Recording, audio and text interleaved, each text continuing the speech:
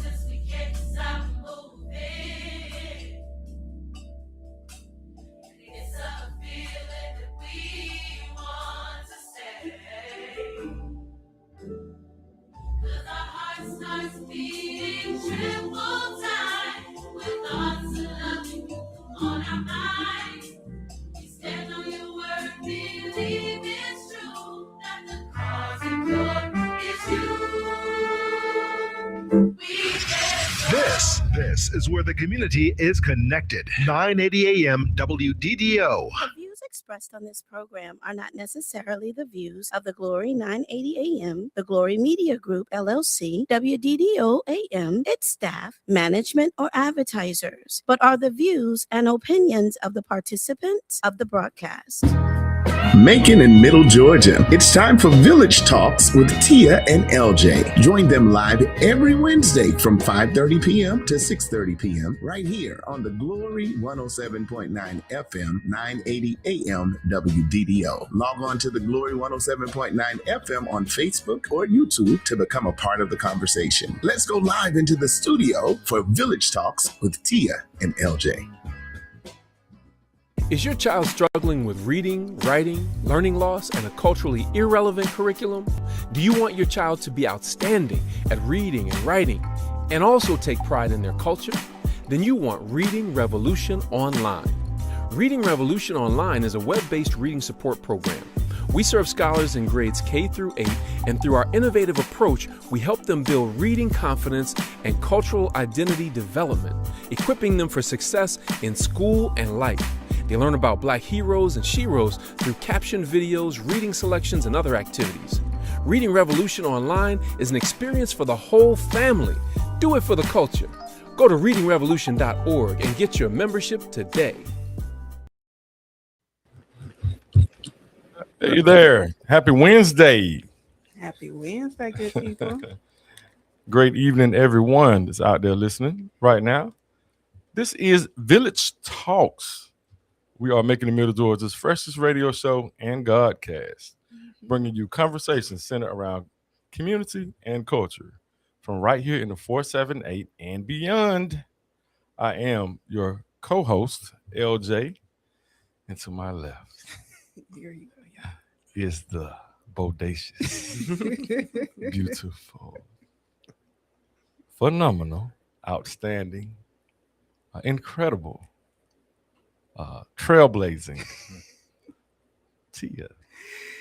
Good evening, good people. How y'all doing out there, Village family? Thank you so much for joining us tonight. For sure. Yeah, we're feeling real good today, as we are pretty much every day. We love Village Talks. You know, we love Wednesday. Oh yeah. And we love our Village family. Shout out to everyone that's already checking in with us online and on the radio. Out there in Radio Land. Shout out to Bishop and Apostle. But yes, if you didn't know, we're on the radio right here in Macon, Middle Georgia on 107.9 FM and 980 AM WDDO, The Glory. And you also can live stream us right here on Facebook if you're on with us right now online and on YouTube. And also be sure to download the app on Google Play Store and the Apple App Store at The Glory 107.9 FM. So we everywhere, y'all. We everywhere. So yeah, but today we're very happy. We have a very special featured guest here today with us. We're gonna have Mr. Lamario Brown coming in with us in about 15-20 minutes. And he's running for Georgia Senate, State Senate, District 18. That's right. And I've been knowing brother for a while, man. And we're gonna talk about all that. We get into that, but he's a great guy, and I'm happy to have him here today. But right now, we are going to get into what we normally get into in the very beginning of Village Talks with Tia with our good news. What kind of news? What we got going on? That's right. So if you are unaware, y'all know MLK Day is coming up, and so there are a few events happening in the community to honor and commemorate Reverend Dr. Martin Luther King Jr. So this Saturday, January 17th, the community is invited to participate in the Reverend Dr. Martin Luther King Jr. Day of Service at Greenwood Bottom.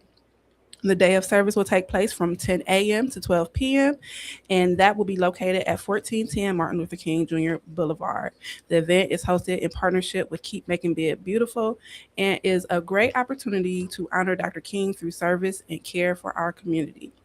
Also happening on Saturday, January 17th, is the Keys to Abundance Home Buyer Series hosted by the Middle Georgia Regional Library. And it is going to be featuring my homegirl Shan from ULA Cohort 8, Shan Drika Smith. So y'all be sure, if you are able to get to the Washington Memorial Library at 1 p.m. on the 17th, check out that Keys to Abundance Home Buyer Series. And then please note that sign up is required for that event. Also happening on Saturday, there's a lot of stuff going on Saturday, y'all, is the screening of Made for a King documentary. This will take place at 3 p.m. at the historic Douglas Theater. The film focuses on Dr. Martin Luther King Jr.'s last visit to Macon, Georgia. The theater is located at 355 Martin Luther King Jr. Boulevard. And immediately following the screening, there will be a community conversation with with Congressman Sanford Bishop, and admission is free to that screening, y'all. And then we also have on Monday, January 19th, at the Tubman African American Museum, a day of Mission Possible 2, the community uniting a nation in a nonviolent way. So there will be a breakfast from 8:30 to 9 a.m., followed by the main program from 9 to 10:30. The keynote speaker is going to be Commissioner Stanley Stewart of District 3, and it will also feature a panel. LJ is going to be one of those featured on that panel, y'all. Yeah. So if you are able to check that out, please come. And then later on that afternoon from 2 to 4:30, the museum will host a I Have a Dream Vision boarding section. So y'all be sure to come out. Admission is $5 to that event. Be sure to come out this weekend and on Monday to do and celebrating all things Reverend Dr. Martin Luther King Jr. And then that's the news there. We also have something going on with Mr. Eddie White and Commissioner Stewart. Right. With all of the violence that has been happening this year. They are collaborating to get some young men together. So there's an Iron Sharpens Iron 2 free men's conference that's going to be taking place not this coming Saturday, but next Saturday, January 24th. That will be taking place from 8 a.m. to 3 p.m. at 283 Grant Avenue, and that's in Pleasant Hill. This event is sponsored by Helping Others Foundation, Savannah Building Futures, Urban Outreach Spalding, and South Georgia Voters League. So, y'all, it's a lot of stuff going on. And with that, we did kind of want to get into the closing or the moving of Academy Sports from Eisenhower to Time Hill Senior Boulevard. And they stated that it's due to the violence that's been taking place in and around their facility. Yeah, but they're supposed to be moving to Tom Hill Boulevard and on that side of town, and they're saying it's a lot of issues they've been having over there. Right. It was literally just a shootout over there. Yeah, and and I'm from West Macon, and I grew up, in Habersham Records, and that's on Montpelier Avenue, and for years, the Macon Mall was a staple of West Macon. Everybody from not just only on every side of town, in Macon, but we had folks traveling from Warner Robins, from Fort Valley, Forsyth, Millersville, Dublin, just all the surrounding areas came to our mall, and being right down the street from the mall, it drove so much traffic, to us, as a business, all the other black-owned businesses, like on Pine Ono, on that strip of Pine Ono, you have like more black-owned businesses than like anywhere, in Macon. Mm-hmm. And a lot of people don't even realize that, even if you look at places like Salim and, you look at the Island Pot that's there now, you had Corbell's Beauty that was there, now you got Overtime and, just so many different businesses, on that strip. And I'm saying that to say that, that's been a hub, and that whole area has been a hub of traffic, for businesses and just for commerce in general, right? And so, me growing up over there, of course, we have certain, elements of crime and things like that you deal with. I mean, you're gonna deal with that any and everywhere right now. You can't, we talk about shoplifting. I know folks that don't live on the north side of town, which is, if you ain't from Macon, north side is like kind of what you call the good side or whatever you want to call it. Mm-hmm. But that's where they go to shoplift, Right. You know what I mean? Right. Because that's where you get the good stuff. Is. You know what I'm saying? So like, people talk about, well, it's the bad side of town, like, nah, like look, man, if they gonna get you, they gonna get you. Right. And like when they come back to the hood with stuff to sell, they ain't selling nothing that came from the hood. You know what I'm saying? You know, Right. I'm just keeping it real. You know, That's true. they selling stuff. You know, the Apple watches and ain't no Apple stores in the hood. Right. You know what I'm saying? That's true. You know, so I'm just keeping it real. So when we talk about moving academy, because we're talking about the element of crime or whatever it is, you know, at the end of the day, you know, we need to really be cognizant of our area, you know, and you know, we really need to you know, start investing in ourselves. You know, we can't keep becoming dependent on these chain stores, you know, on the Walmarts of the world and all these major, you know, stores to come and lift us up as a community. You know, we have to be able to create our own jobs, you know, create our own community in our own commerce, you know, by starting our own businesses, you know, investing in our own community. So, you know, of course, you know, we do like to see, you know, some of these outside businesses that come, especially if they're going to be giving us jobs, you know, because job creation, you know, and creating a workforce is so important to making because, you know, we deal with so much poverty. You know, so, you know, job creation is amazing.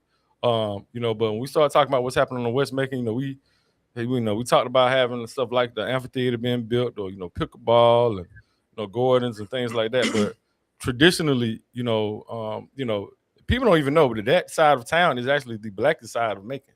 Like it's like almost 87%, you know, black population in the area. And not to say that, you know, black folks don't play pickleball or black folks can't take advantage of the amphitheater or Gordons or what have you. But, you know, traditionally, you know, we need to understand that we need to be able to have those black-owned businesses that I was talking about to be able to be the hub, you know, of our own area. Right. You know, so that we can shop with our own folks. You know, we don't have to worry about folks not having transportation and going all the way out to Bass Road or North Macon, you know, to shop and just get, you know, regular goods. So we can take care of our own folks. So that's all I want to say. I think that we really just need to start thinking more about investing in our own communities, you know, and at the same time, you know, we big on holding our elected officials accountable and so-called, you know, leadership, you know, in certain positions. But at the end of the day, everybody is a leader and we all are responsible for our own community. So I'm just challenging us over here in West Macon for us to start investing in our own communities, you know, open up our own businesses and, you know, drive our own commerce over here, you know. So if they want to leave, let them leave. That's right. Let's open up our own academy, sell our own sporting goods. That's an opportunity for us to fill that void. You know? Right. And I think that's why what Mr. Eddie White and Commissioner Stewart are doing is so important. So because we do have to take care of ourselves and we are responsible for ourselves, and we do need to make sure that we are putting forth efforts to make sure that our youth are being impacted so that way they can get to the point where they do want to do things like start their own businesses and stay in Macon. Because a lot of times what our youth is being told is that the best thing to do once they get of age is to leave. And what we want to do is make sure that we are producing youth and producing an environment that is conducive to our youth staying and continuing and bettering the community that they came from, as opposed to going out. You know, it's nothing wrong with leaving. I love my community, but I think that, you know, what we want to do and what we want to strive for is to make sure that our community is a place where it's staying. So with that being said, I do want to check on our chat. Vote Hatcher is waving. Hey Carrie, how you doing? He also says 4 out of 5 kids can't read on grade level. So that's a great responsible in reference to our readingrevolution.org with Dr. Chike Akua. Shout out to Dr. Chike Akua. And shout out to our sponsors, Homeland Village. Yes. Of course. You know, shout out Uncle Kurt. He back from Africa. He back from Ghana, y'all. Shout out Physically, he back because he said that his mind and his heart's still over in Ghana, y'all. So we don't know how long we're going to have him. So if you ain't been to Homeland Village, make sure you get there soon because he might be on another flight out, y'all. I'm telling you. Yeah. And and as a segue, before we shout out a couple of our other sponsors and our chat, we are having a major event. I don't know how we didn't make that as a part of the good news, but we're going to be talking about this every week. But we're going to be a part of, along with the radio station and Roscoe Tours and other sponsors, we're doing a Black family reunion, y'all. Yeah, y'all. That's the last day in February. That's the last day for Black History Month. That's going to be on a Saturday, February the 28th at Central City Park. Well, formerly Central City Park. It's now Carolyn Creighton Park. Well, look at here now. I'm just saying. Shout out to Miss Carol. She's a good lady too. So we're glad she. But at the end of the day, it's one of them things. It's still Central City Park to the folks. But it's named Carolyn Creighton Park. But anyway, there's gonna be a lot of stuff going on. It's gonna be a space for churches, a space for families, neighborhood organizations, and community organizations to come together. So they're gonna be tents set up all over. It's gonna be a space for churches. They're gonna have their tents and stuff. Families gonna have their tents and grills. We have community organizations set up. We have a vendor market with vendors. So if you got a product or service that you want to set up and sell your stuff, $25 is all it is going to be for a vendor fee. So we're not trying to make no money like that or none of that. It's all about us coming together. So let us know if you want to vend, if you want to be there and be a part of that vendor market. And we're going to have food trucks out there as well. So, you have your options from getting some off the grill for free, or we're going to have food trucks out there with their specialties doing their thing. We're going to have a spade tournament, dominoes, free family photos, so families can take chess tournament with chess and community. We're gonna have a free family photos that you'll be able to take, kickball, volleyball, all that kind of stuff, right? And music, speakers, the whole nine. It's gonna be from sun up to sundown. That's gonna be on the last Saturday in February. So had to throw that in there real quick. But we're gonna be talking about that every Wednesday, and we got T-shirts for that too. You'll be seeing the Black Family Reunion T-shirts and flyers and all that coming out next week. So real quick, I had to throw that out. I'm sorry. You all right. But yeah, and shout out to Assembly Brothers, who's another sponsor. Shout out to Big Firm. Get with him for all your contracting or just small, what do you call it? Carpentry or handyman work. What you need around the house. Yeah. Any of that kind of stuff. He got you. And then also shout out to Habersham Records. To my mama who was celebrating her birthday yesterday. Right. So happy birthday, mama. My mama Pat, Miss Pat, y'all know her from Habersham Records. And yeah, we 1971, what is this? 55 years old this year. Habersham Records is 55 years old. So happy anniversary. Yes. Shout out to Habersham Records. And I'm sorry, we went to the chat now. LJ gonna ad lib, y'all. So and then our good sis Kia Boo says, hey y'all. Tony Jackson says, hey there, Tia Lockhart. Hey there. Our engineer. Big shout out to our engineer, Tony. We appreciate it. Oh, that's why he just shouted you out, because you gonna shout.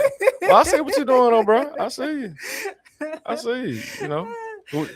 I see you. Don't worry about it. Don't worry about Megan Bibb, Democrat chairwoman, says hello, everyone. Hey, Ms. Ronaldo. We appreciate you being here. That's right. Zakia Muhammad, my good sis, says hello, the village. Patrick Davis, good evening. The statistician. Oh, yes, he's a data man.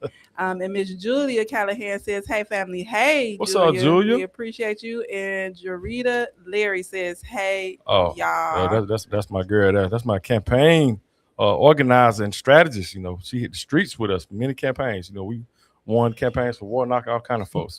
Shout out to her. She's my team leader. Big shout out. And then from there, we want to go to our accountability check question. And then that's going to lead us into our main conversation with our special guest. So the accountability check question today is, how do state decisions show up in your everyday reality? Again, how do state decisions show up in your everyday reality? And I think for me, which is one of the biggest ways, and I think is very important, is this critical race theory. Like, I think that the fact that our kids aren't able to learn certain things, right, even about their own history.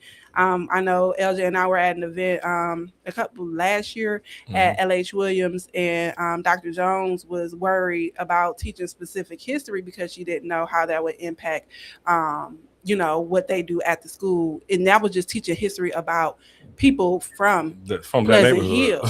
And so I think that right there is one of the biggest concerns for me, because I think that lack of cultural and historical presence or understanding is what's helping to create the conditions that we're seeing with our youth and just in our environment in general. Yeah, that's important. Yeah, for me, I would say it's these coin machines, these gambling machines.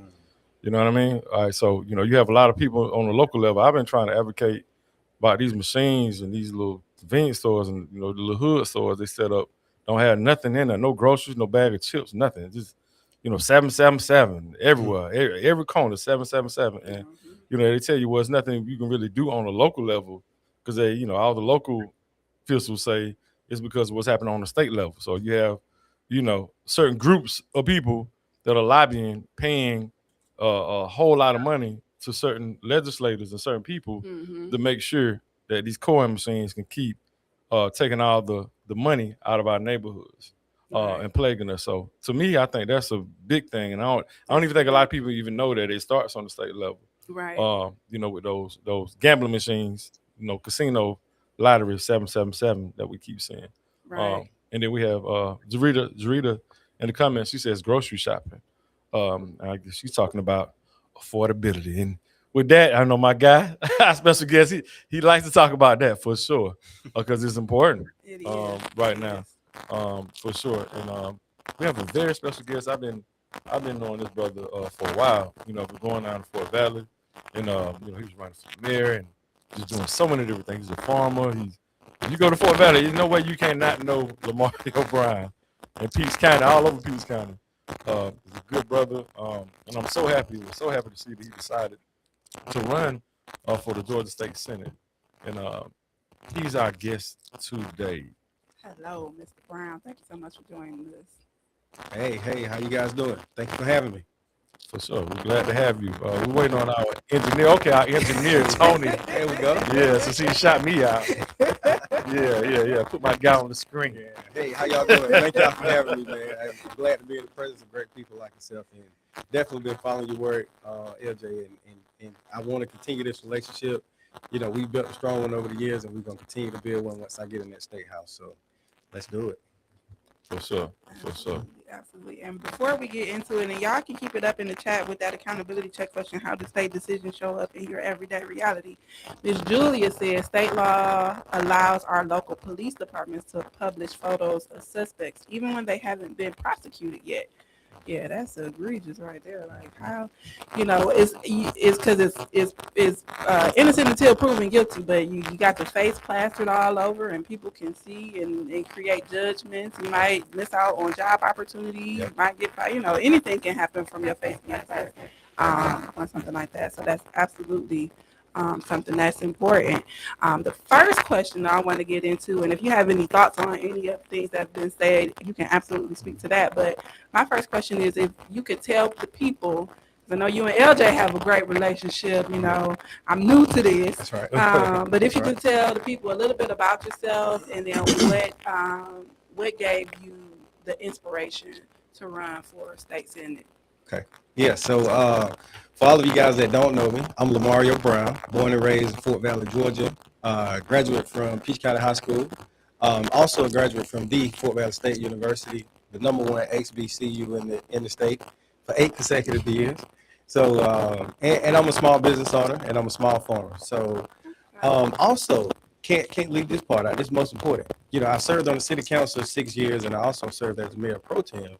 So I have local experience. That's where government starts. It starts here locally. It starts with your mayor, city council, county commissioners, your water authority boards, because those are the people that's making decisions that's affecting your life right now. Not in the next term, not in the next month, but when you get your light bill or your taxes at the end of the year, those are decisions that's being made by your local officials that's being elected. Hold on 1 second, sir. I'm sorry. You have a lot of people that are here waiting to hear everything that you have to say, right? Our engineer is saying that there's some static. Then we just heard someone in the chat say that there's some static. So he said he wants us to do a sound check real quick, if that's okay with you. Absolutely. Then we'll come right back. I know you're a professional. You won't have a mind. You won't mind come back and let folks know what's going on. Y'all give us a quick break. Real quick, y'all. I'm going to go through some music really quick and get this the static together, okay? All right.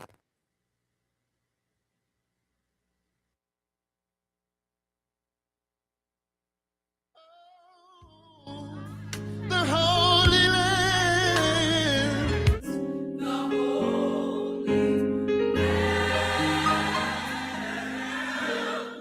Jesus Christ. The Holy Land. Oh, Holy Land. The great I am. The great I am. Oh, yeah. Gave his life for me. Back on Calvary. Back on Calvary. Oh,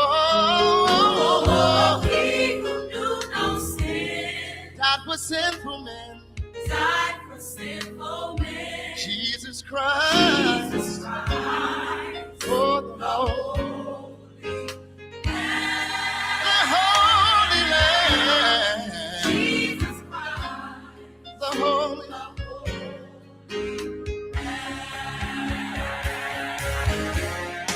He was wounded for our transgressions.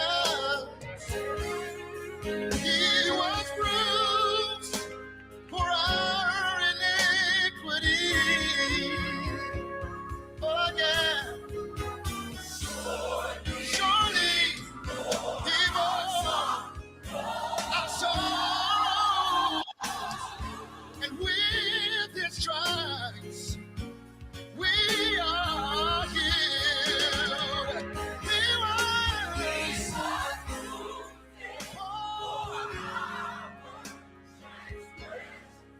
and he was bruised for our iniquities. Oh, and surely he bore our sorrows. With his stripes we are healed. Oh, yeah. We've been set free, yes we have. We've been set free. Oh, we have been. We've been made whole. And it's all because of the Lord. Because of the Lord. Oh, he's the Holy Lamb. And we We are back. Thank y'all so much for your patience. I know this is the second time we done had some technical issues, but we appreciate our village family so much for holding on and hanging in there with us. So we can, ask all of the questions, because Lamario was just getting into some good information. City Council, Yeah. Fort Valley Yes. is the youngest.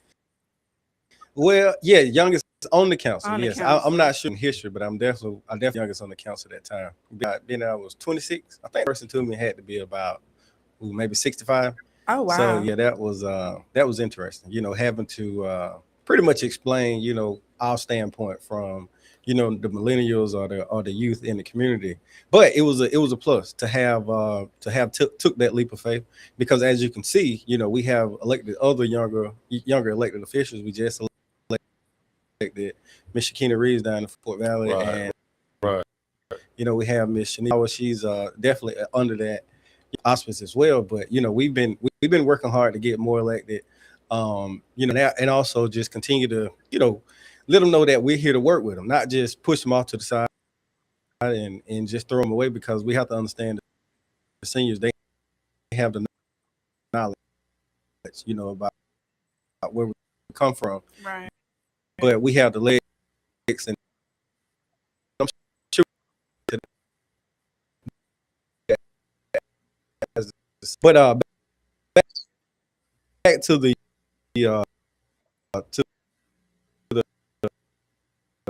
to the initial question, what made me get into this race? I've always been, a guy for no stranger to politics, no stranger to, working for the people, but just to be specific, too many conversations where I've talking to, individuals here in the 18th district specifically, where, the same song is being sung. Mm-hmm. It's all about they don't have enough money to sustain themselves and take care of their family. So affordability is a big crisis here in this district. And, that's what we're running on. That's what we're standing on. We're standing on making sure people have enough money in their pocket after 40 hours of working, in a week, and not having to decide on whether they're going to pay for their gas, pay for, food on the table, pay for healthcare, because those are real issues, Right. and having a candidate like me, I don't just read about it on headlines. I mean, I'm literally living that. And you're going to hear me say that throughout the campaign because that's the truth. I come from a, small, humble family, small beginnings, but we've worked hard to get to where we are now. And we want to continue to blaze that path for other individuals that look like me and that want to be successful and be entrepreneurs in their community. Right. No doubt, no doubt. Like when you go out, because I know you talk to the people. That's for one. I mean, we know that about you, right? Absolutely. What are the top 3 issues you've heard throughout your campaign, and how will you address them once you get elected to the state senate? So number one, like I said, Sounds it has important. been affordability. Too many people are doing everything right and still not getting ahead. They're still getting, the short end of the stick. So real accountability as far as like, the state of Georgia, we have a $14 billion surplus, and they brag about that. When we got poverty-stricken communities like Macon, Fort Valley, Roberta, we losing healthcare facilities, we're losing grocery stores, and they sitting up bragging about having a $14 billion surplus. That's not being a good stewardship of the money that we, the taxpayers of Georgia, pay, whether it's through property sale taxes, even through the prison. Right. They make a lot of money off, and I just feel like they haven't been getting a return on their investment. Right. So to answer the question, continue on. Number 2 would be, making sure small businesses and definitely the farmers in the district are taken care of. In Monroe County, we have a lot of agricultural business that go on there. In Peach County, we have a lot of ag business that go on there. Right. The bigger issues that I've been hearing, specifically from a lot of Republicans, a lot of Caucasian farmer owners that they're saying, we don't want data centers. And I'm like, okay, this year has been like my first like time really like diving deep into it and really understanding like the actual strain that these data centers put on like local economies that we have to pay the bill for. And we let the corporation walk away, with all these tax incentives, and by the time the tax incentives run out, they're ready to move. Just like I heard you say earlier in the segment, you have a business want to move to the other side of town because you're talking about, you got too many robberies or crime going on. Well, I'm like you, LJ. I mean, in the crooks, but it seems like, whenever there's a robbery or a burglary, they don't do it in the hood. They do it in the rich part of town because they know that's what those, glamorous things are. They ain't gonna rob Pookie because they know Pookie ain't got nothing. You know what I'm saying? So it just don't make sense. So we have to be, conscious and vigilant about what we're doing and being intentional about some of this wealth that we've been allowing to come to our community, and just literally like our people are just falling by the wayside and they're just gentrifying our communities. We have to stop doing that. We have to stop allowing them to use us as puppets and really like, even turn some of our elected officials against each other. I mean, I've seen, like in big cities, not gonna call no names and not to be too specific, but I've known where elected officials, they fall out about stuff like this because they feel like, one side of the coin is, better for the economic side, but on the other side of the coin, it may be better for the actual people that live in that community. So you have a split there, and honestly, I agree. Economic does keep communities going. We can't fix road, we can't build big schools. We can't do those things without having taxes coming in. But to actually allow these big businesses to come in and literally just tear us apart as a community from the top to the bottom. I think there's a gray line that we have really just been looking over, and we got to figure out a way that we can work with these companies and hold them accountable and hold elected officials accountable too, so we don't get left holding the bag when everything is all said and done. And lastly, having access to healthcare. Not just healthcare where you're saying, hey, okay, you have a doctor to go to, but you're paying $1,000 premium. Like, that don't make sense. We need affordable healthcare. We need healthcare that, can be subsidized by the state. Again, with this $14 billion surplus, and we have hospital closing in Fort Valley. We have grocery stores closing in Roberta. We have like churches closing in Upson County. So, all those things come into play when you're talking about, having this big surplus, and believe it or not, the state of Georgia is the best place to come to do business at. because of some of the tax incentives that we have. And I agree, we need more economic development, but we got to be sensible about it, and we can't be selling out our people just to bring in new businesses. That's Yeah, right. I agree with that. Because I think a lot of times what is often missed is like the environmental issues, like when you're talking about the data center, and how that equates to just the livelihood of people in these areas where these things come. So not just farmers, but I know like when there are industrial plants and different things like that, that the pollution and all of that kind of seeps into the environment of the people, like that starts, it equates to like health conditions, cancer, all of these different things. And then when then it circles back to when you're talking about healthcare. So like all of these things kind of are have intersectionality when you're considering and thinking about the way all of these things connect. So. And a lot of that stuff is generational too, because we had a Superfund site in Fort Valley, because there was a company that came in and they were using certain chemicals, and they were putting it back into our environment, and it really like just destroyed like a certain part of town. But we're learning now, 50 to 60 years later, that it probably has spread it all over the city, because we have those same issues coming up. Not saying that the powers that be ignored the issue, but I don't think they did enough research, just like we're doing now with these data centers. Like we want the economic development, we want the jobs, but we got to be looking at how does it affect us environmentally? How does it affect us as far as like our water supply? Like I just heard one of the guys quote like so many millions of gallons of water that's going to be poured in for science, and they don't even use that much in a year. Like, how do you expect the farmers to survive up there? When Georgia is already one of those drought states when the summertime comes. So we got to start looking at like long term, not just the data center coming in and they're gonna supposedly spend so many millions of dollars in here, but look at the turmoil that they're gonna leave us in if they come and let's say things don't work out right. Let's say we decide as a country that we want to get away from just storing data. Because I think that's a new thing. That wasn't something that we've been doing, over the life of existence. So to me, I feel like we may be selling ourselves short as far as like longevity for our kids and their kids, because I mean, if we don't take care of the earth that God gave us, we ain't gonna have that. Absolutely. Just bottom line. Yeah, and everything is predicated on the environment, and a lot of times people look at like agriculture and environment, look at that as being a rural or small town issue. Even when you talk about like the water supply, right? We can't do nothing without water. That's right. What we're gonna do without water is just by across the world. You're gonna see it's connected to a water source. That's right. And so data centers are already creating certain issues. We're drying up whole towns and whole areas of their water supply. A lot of times, they generators and different things that they have going on are polluting the air.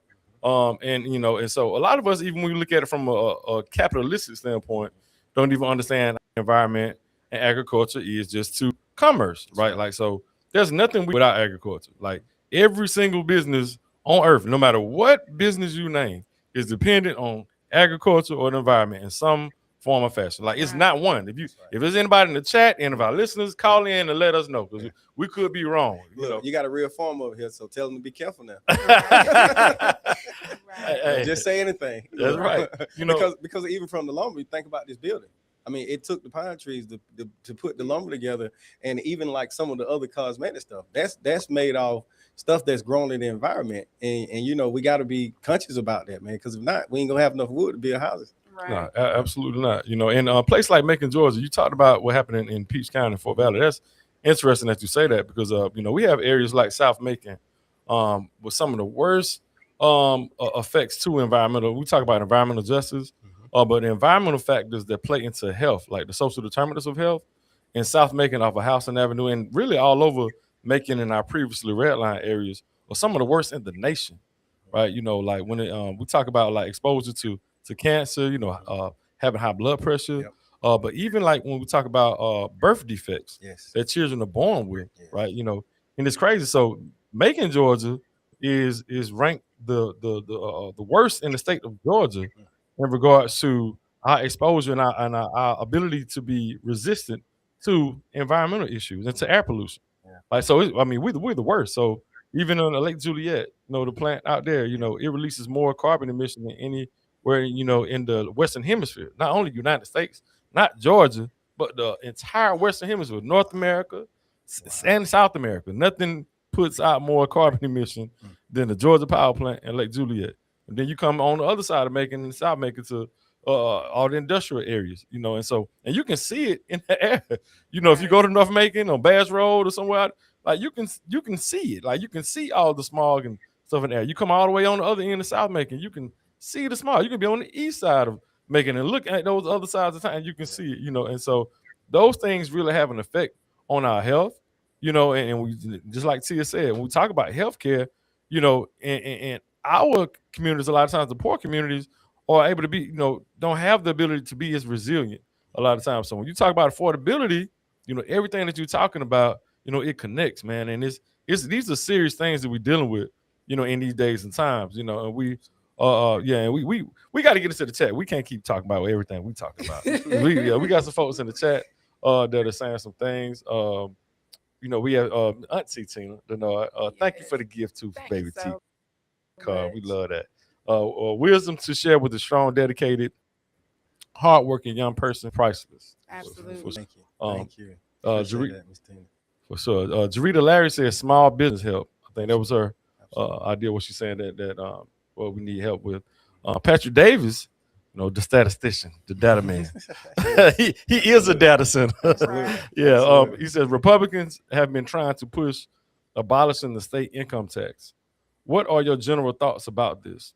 Some critics say that it disproportionately benefits high earners or the very rich, worsens economic inequality, shifts the tax burden onto lower middle income Georgians via increased reliance on sales tax. Say it potentially harms public services and makes the overall tax system more regressive. What are your thoughts on that? Well, Mr. Davis, to be quite frank, man, I'll be honest. I hate paying taxes. You know, it's one of those things that, you know, when you're talking about running a successful business, you know, our tax base hasn't been too friendly, you know, to smaller business like myself, you know, as we grow. So, you know, but with that being said, I still pay them. I pay them, you know, I pay them on time.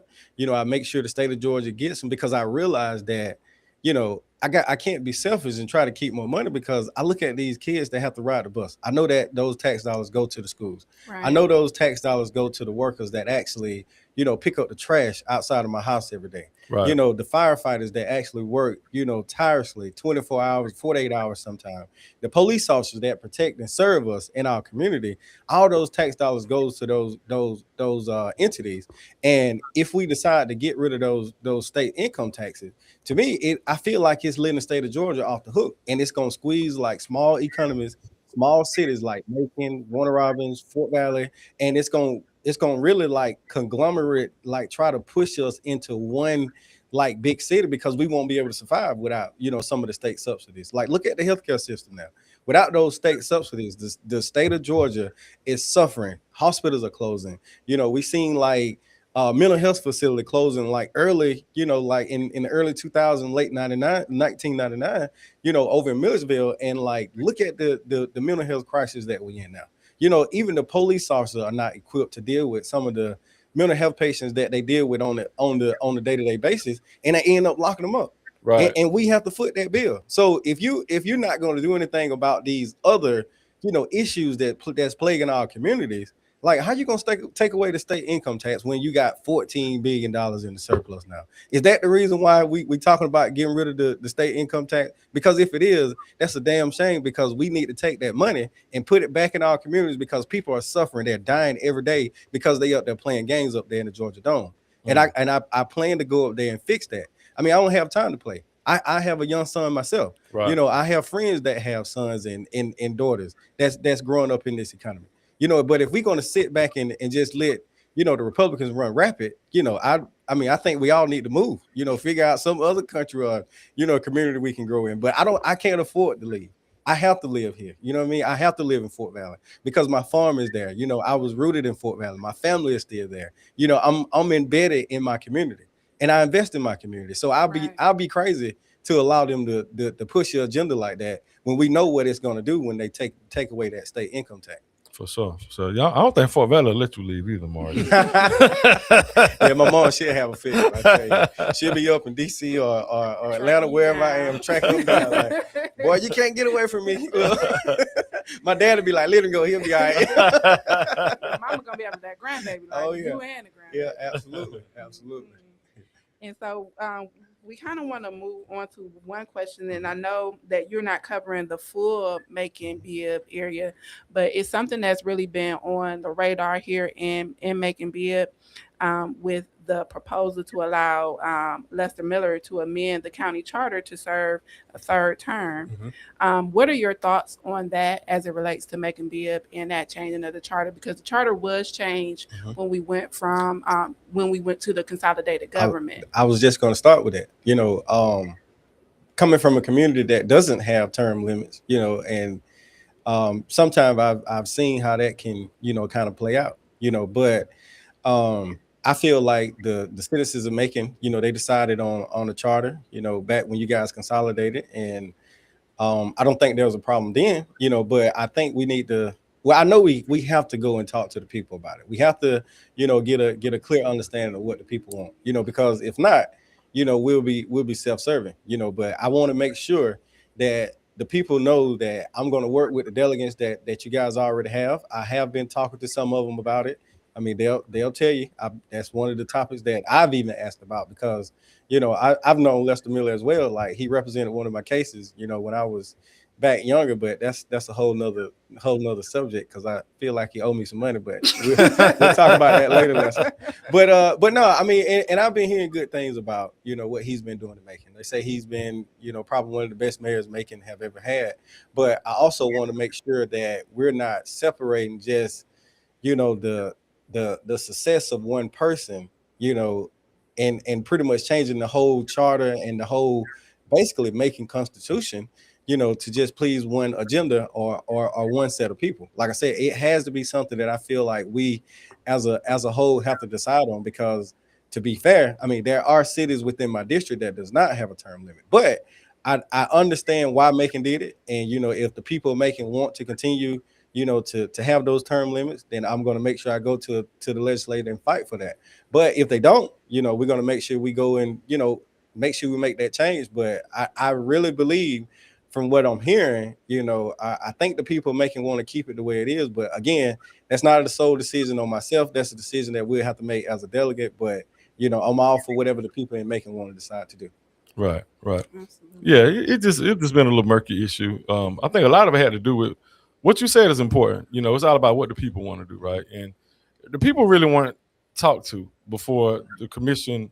You know, it's drawn up by Seth Clark, right? And you know, we live in District 5, and, you know, we were very involved with Pleasant Hill Neighborhood Organization, West Side Neighbors United, and we never got talked to by Seth Clark. Matter of fact, we really didn't see Seth Clark for about 2 years, like the last 2 years. You know, we used to try to beg him to come, you know, to our meetings and stuff. But you know, it never really got proposed to the people, you know, to ask, you know, what we thought about.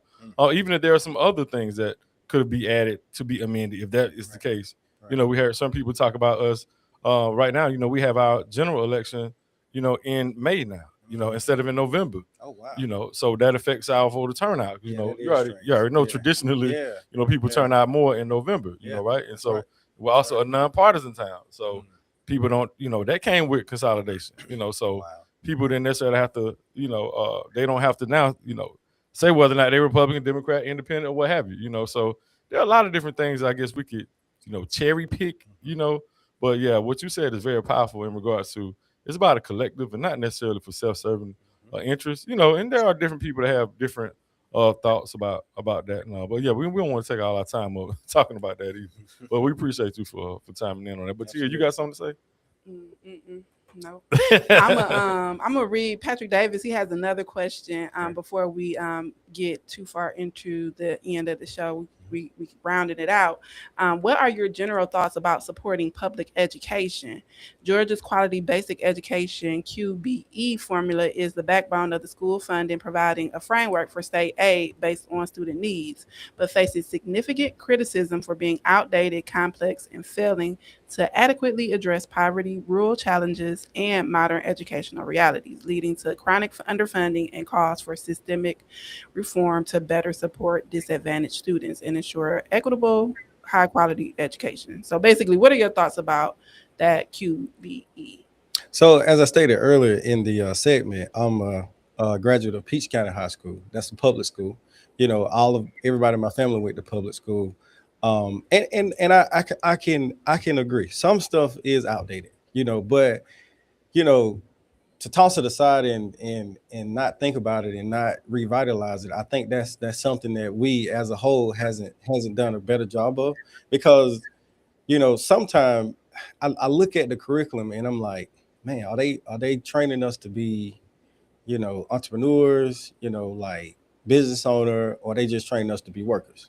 And unfortunately, there has to be more workers than it is bosses. There has to be more Indians than there are chiefs. So I feel like making sure we have all the curriculums, like even on the work site on my, where we do project management and revitalizing properties. I feel like without that proper education, we wouldn't have the workforce that we have to make sure, we are successful in our business too. And all that is stemmed from public education.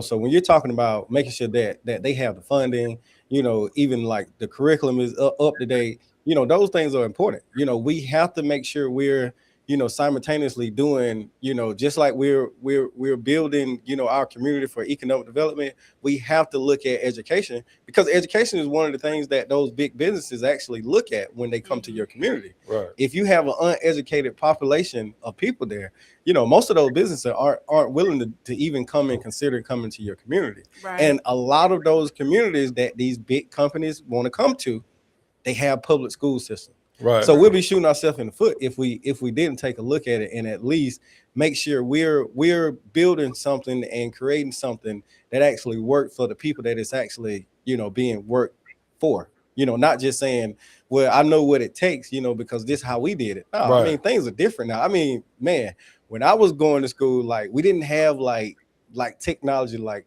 we do now. Right. And honestly, I can see LJ, like many times I would have passed the test if I would have just had the cell phone, just being honest. No, man, please, man. So, having that technology, like up to date, and like I said, the curriculum where we actually know how to use the resources that surround us, because it makes the world a lot better. When you have, even like when you're talking about your medical facilities, when they have like the proper equipment, the proper, like equipment to teach, some of these like early nurses and early doctors, because like I didn't realize when I was going to school, because I was playing football, and my curriculum was more extracurricular activities were either lifting weights or something dealing with like training my body to be a better football player. But I wasn't being trained to become a business owner, Right. a politician, a dad, or a mechanic or a construction builder, but all those things that were, I guess, shied away from us, when we were coming up trying to, make a living, thinking that we were going to be the, out of the million that they talked about, or the one out of the million that they talked about going to the NFL. We all, as young black men, felt like we would be that one.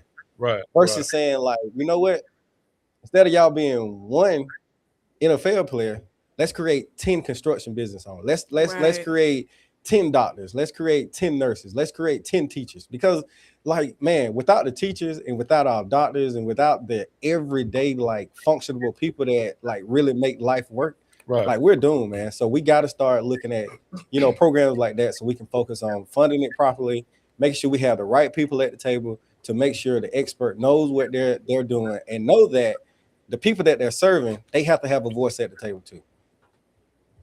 That's good stuff, man. Because we know even here in Macon, we have an issue with public versus private school education, and and just different ways of how people are thinking now about educating our kids. Even when you brought that up about what it would have been like if we would have had cell phones and social media even. Or Chat GBT, boy. If I could have had the Chat GBT for them book reports, we was good God, you know what I mean? But just things are changing now, you know what I mean?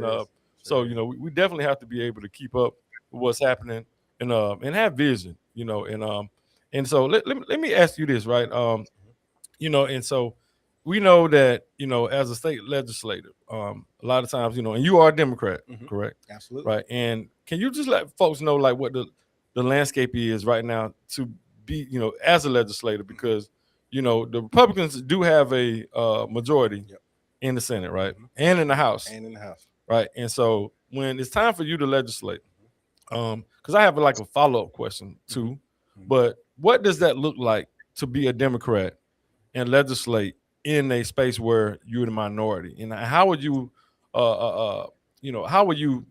maneuver, or how would you work through that challenge of trying to get legislation passed, although you be in the minority, as a Democrat in the Senate? Good question. So, being a farmer, it allows you to get in certain doors that, normal people can't get into, because we understand the lingo as far as like what people eat, what they need, basically the basic commodities of every day, and I feel like some of the relationships that, I've built over the years, that's going to give me the opportunity to at least introduce certain legislation, because, I understand ag, and that's one of the biggest businesses that we have in Georgia.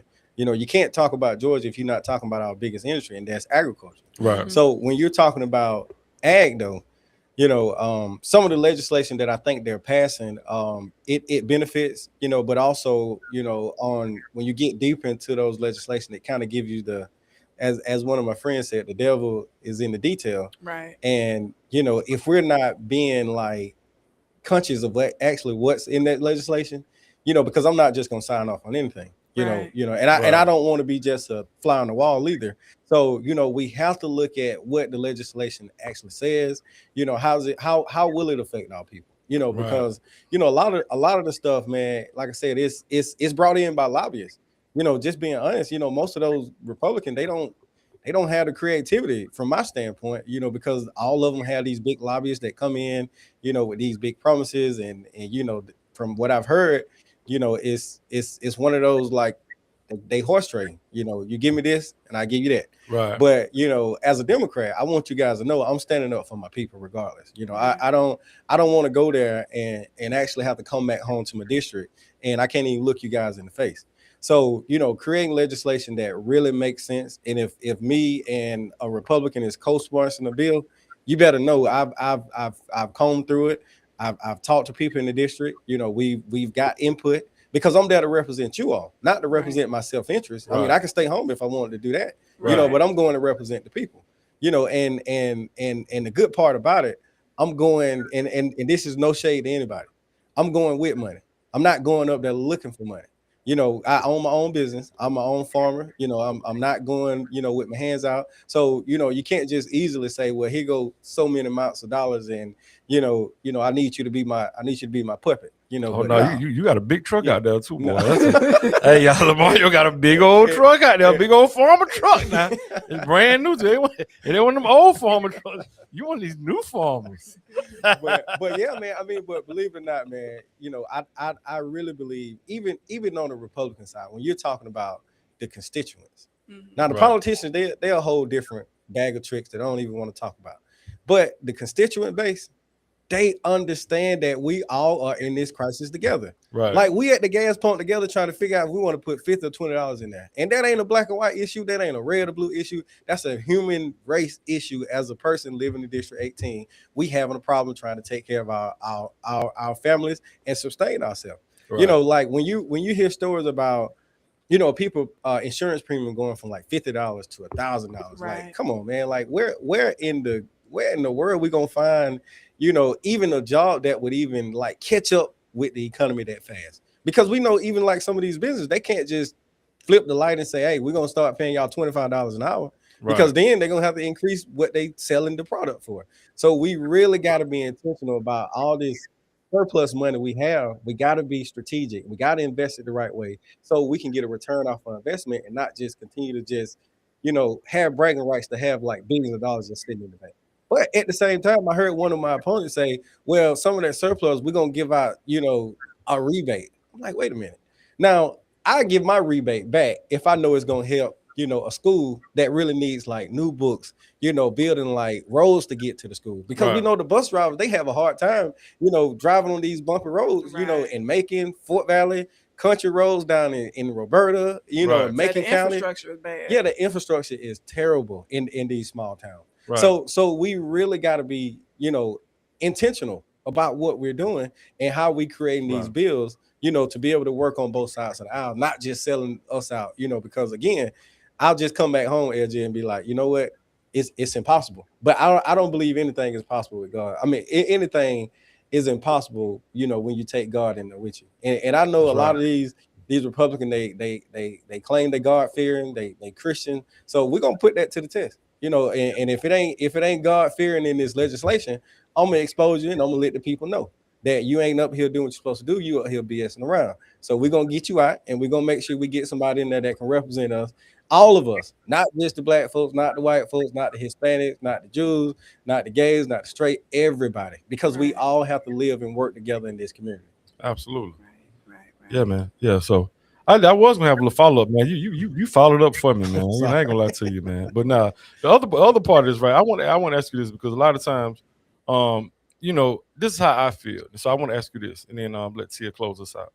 All right. So we know we have a lot of times people, get in the state rep seats or the Senate seats or these state seats, right? And then a lot of times they're disconnected a lot of times from local issues, right? Or they feel like really their only job is to legislate. Yes. And me personally, I see there's space for someone that becomes a state senator or a state representative to at least just be around to educate That's right. folks about the process of Yep. of how things are happening, right, on a state level and on a local level, Yep. right. So I would just hope, a brother like you, man, because you've been doing it anyway, educating folks. But I just want to throw it out. Let me ask you, what do you think about the obligation that you would have as a state senator in regards to just basic education and just educating people about the process of how things are done? Well, you brought up a good point, man. I mean, no offense to our legislators now. I think they get so wrapped up in what they're doing in Atlanta and they like, you can come up to the Capitol. Man, how many people can drive to Atlanta Right. without having to figure out what they're gonna eat later on tonight because they just spent all their money, gas money to get up there, or outfit just to look nice and presentable when they get there. So we have to be, more responsible as elected official because we're coming back to the district anyway. I mean, we need to create like, I know the town halls sound good, but like even like mock situations where like when I was in college, we really like went through the whole process of like common law and like trial law and everything, and just basically I got a chance to see how it really works. Not being a defendant or you even not trying to prosecute somebody. I really saw it firsthand as a young man, like, okay, how this actually really work. So Right. I feel like maybe we should partner with the schools, the universities, and actually really like bring it back home to the people where we can create a real sense of how this really works. Even like in the city council meetings, like, I know maybe sometime it put, the elected officials locally in an uneasy, place when your state legislator or your, state representative just pop up. But I think we need to do more of that to Right. let them know we're concerned about what's going on in the community, Absolutely. not just as a senator or a representative, but as a citizen that pay taxes and actually pay, to be in this community. So, Right. Right. I really feel like that's something we got to do. We got to bring it back home, LJ. I mean, and I don't Right. know, I don't have a magic, one of how that looks right now. But I promise you, I will go and figure out how we can all incorporate it in. Because I mean, we only in session 40 days, so we got 365 more. So I'm sure we can find some ways and create some kind of, like local, like maybe just like center where we can like just all come and just really like just go through how the session actually work. Right. Like just Right. read, just have a reading of the laws. Like because I just saw so many laws that came out, and I'm like, wait a minute. This just popped up on Google. It didn't pop up from like our representative, our congressman, and like I Right. said, no shade to them because they get caught up in doing their day-to-day job. But you got to remember, basically where you come from. Like you Absolutely. started, locally, and it all starts locally, and that's Right. why I feel like LJ, you got to put me in office because I started on the ground level. Oh, you did that. I started with my boots on the ground first. We won our first election. We beat an incumbent. We went in. We changed legislation. We made things possible that wasn't going to be possible if we didn't speak up. So I feel Right. like we got to do more of that. We got to hold these elected officials accountable. We got to be there for them too, not just holding them accountable, but be that support system that they need. Yeah, for Like sure. figure out what the people locally need and go take it back to the dome. But also make it reciprocal. Come back out of that dome and come back to the district and let the people see you. And sometimes you may get chastised. You may get asked those questions that you don't want to answer. But guess what? I mean, if you're a man of the people or a woman of the people and you doing the right thing, you shouldn't have no reason to hide from your constituents. There we go. Absolutely. There we go. Lord, that's the word right there. Yes, that's a final word. That's a good closing word, because I think that is very important for the community to feel connected to the people that they vote for, the people that Absolutely. they're putting into office, the people that are supposed to be working on their behalf. So I think it's awesome what you're doing. Is there anything, because we're closing in, is there anything that you want to tell the people? Is there anything going on that they can help participate in? I know the election is coming up. Just your final word to the constituents of District 18 and why they should vote for you. You had a flow for. Okay. All right. So one of our pretty big events we're going to have this Saturday over in Forsyth, Monroe County. We'll have U.S. Senator Mark Kelly come down from Arizona, and he's going to knock some doors with us. We're looking for, a pretty big crowd. We want to, flood the streets of Forsyth. We want the people to know that Lamario Brown is in town, and we're coming to, get your support. We want to make sure we get the people to the poll, get them educated about what we're doing. Answer the hard question, because we know like that's one of the, kind of like bipartisan, cities within this district. So we want people to know that we're not afraid to answer those tough questions and face them, right there in their community, right there at their doorstep, where they have issues every day. And like you said earlier, LJ, like they're not used to seeing politicians, or at least their politician, coming to their doorstep and talking to them. They're usually looking at them on a TV screen, they're looking at them on the phone.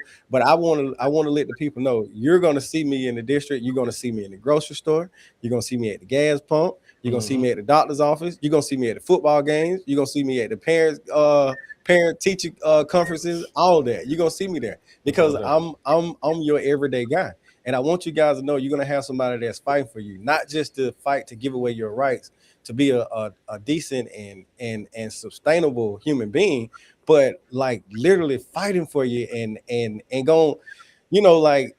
It's a hard time for me to be, running this race, because I have a son at home, and every time I walk in the door, he greet me like I'm the, the best and biggest thing in his life, and I want to feel that every day, and I want him to grow and to be able to do the same thing for his son. So I want you guys to know I'm not out of touch with the issues that you're facing, and I'm not, just saying that we're just going to push it to the side. I'm letting you know I'm in this fight with you, but I'm going to that Georgia Dome to fight for you and make sure your voice is being heard and not just pushed to the side because we're the rural part of the state. And tell people how to vote and when is the day to vote. Okay, so early vote has already started, so you can go vote tomorrow. Polls will be open from 9 to 5. Early vote stops January the 16th, but the election will be on January the 20th, next Tuesday. Polls will be open from 7 to 7. I want to make sure we win this thing right now. We want to go ahead and push the percentage over to like 60%. I'm speaking into existence now. So I LJ, I always tell guys this story, man. When I was getting ready to go to Atlanta and qualify, I was putting my clothes on, putting my towel and everything, getting ready, and literally, man, I just started crying.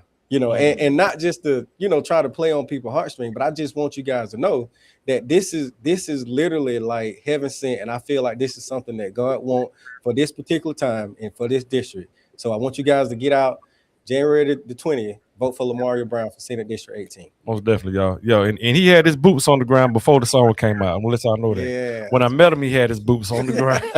Literally, I mean that. I met him, he had boots That's on. That's right. The ground. Yeah, so man, we appreciate you Tia, you got anything else you want to say? No, I just want to thank you so much for coming out. I appreciate your transparency, Yes, ma'am. your vulnerability, Yes, and being a man of the people, because it's so refreshing and it's so needed in these times. So thank you so much for joining us. I appreciate you. Absolutely. Yeah, and go back and watch the replay, y'all, if you can get it. And anyone that's on here right now, go share this. Share this live. Tell people to go back and check out this interview. Of course, we're going to put out these clips, but man, we appreciate you for coming out with us today. Thank you guys for having me, man. And guess what? I'll be back. So we're going to keep this thing rolling. You'll see me again before the session over. Oh, for sure. Yeah, we going to see you next time as Senator. Senator Brown. Most definitely. Down with Brown. Down with Brown. Appreciate you, brother. And to everyone out there, our Village family, we appreciate y'all so much.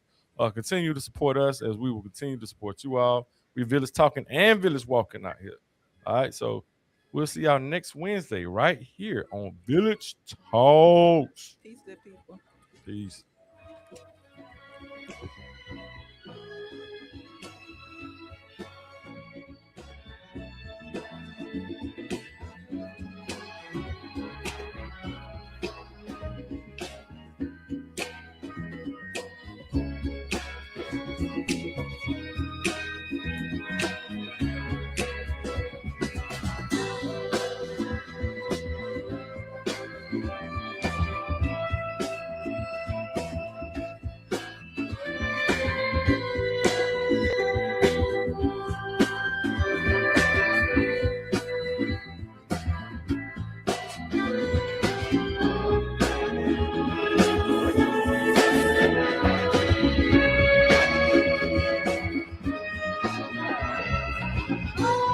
You've been listening to Village Talks with Tia and LJ. Join them live every Wednesday from 5:30 p.m. to 6:30 p.m. right here on the Glory 107.9 FM, 980 AM, WDDO.